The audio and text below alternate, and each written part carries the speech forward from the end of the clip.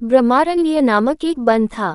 उसमें कर्पूरतिलक नाम का एक बलशाली हाथी रहता था।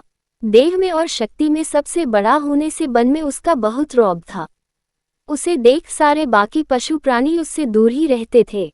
जब भी कर्पूरतिलक भूखा होता तो अपनी सूंड से पेड़ की टहनी आराम से तोड़ता और पत्ते मजे में खा लेता।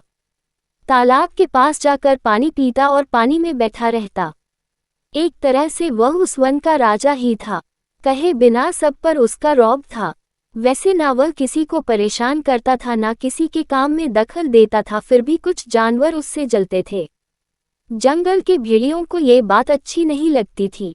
उन सब ने मिलकर सोचा, किसी तरह इस हाथी को सबक सिखाना चाहिए और इसे अपने रास्ते से हटा देना चाहिए। उसका इतना बड़ा शरीर है, उसे मारकर उसका मांस भी हम काफी दिनों तक खा सकते हैं। लेकिन इतने बड़े हाथी को मारना कोई बच्चों का खेल नहीं। किसमें है ये हिम्मत जो इस हाथी को मार सके? उनमें से एक भेड़िया अपनी गर्दन ऊंची करके कहने लगा, उससे लड़ाई करके तो मैं उसे नहीं मार सकता, लेकिन मेरी बुद्धिमत्ता से मैं उसे जरूर मारने में कामयाब हो सकता हूँ।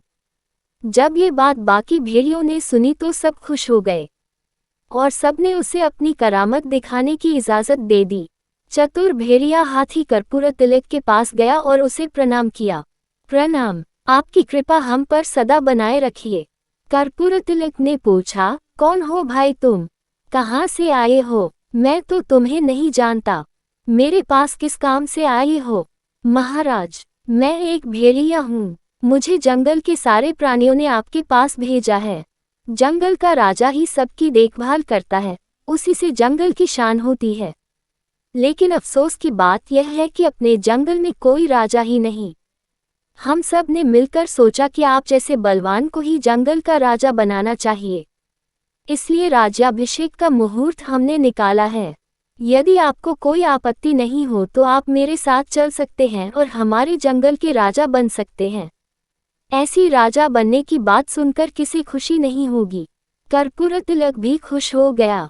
अभी थोड़ी देर पहले तो मैं कुछ भी नहीं था और एकदम राजा बन जाऊंगा, ये सोचकर उसने तुरंत हामी भर दी। दोनों चल पड़े। भेड़िया कहने लगा, मुहूर्त का समय नजदीक आ रहा है, जरा जल्दी चलना होगा हमें। भेड़िया जोर जोर से भागने लगा और उसके पीछे कर्पूरतिलक भी जैसे बन पड़े भागने की आशिश में लगा रहा। बीच में एक तालाब आया। उस तालाब में ऊपर ऊपर तो पानी दिखता था, लेकिन नीचे काफी दलदल था। भेड़िया छोटा होने के कारण कूदकर तालाब को पार कर गया और पीछे मुड़कर देखने लगा कि कर्पूरतिलक कहाँ तक पहुंचा है। कर्पूरतिलक अपना भारी शरीर लेकर जैसे ही तालाब में जाने लगा तो दलदल में फंसता ही चला गया।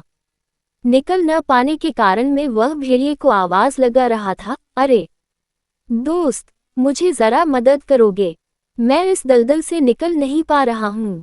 लेकिन भेड़िए का जवाब तो अलग ही आया, अरे मूर्ख हाथी, मुझ जैसे भेड़िए पर तुमने यकीन तो किया, लेकिन अब भुगतो और अपनी मौत की घड़ियां गिनते रहो, मैं तो चला। ये कहकर भेड़िया खुशी से अपने साथियों को एक खुशखबरी देने के लिए दौड़ पड़ा। बेचारा कर्पूरतिलक, इसीलिए कहा गया है कि एकदम से किसी पर यकीन ना करने में ही भलाई होती है।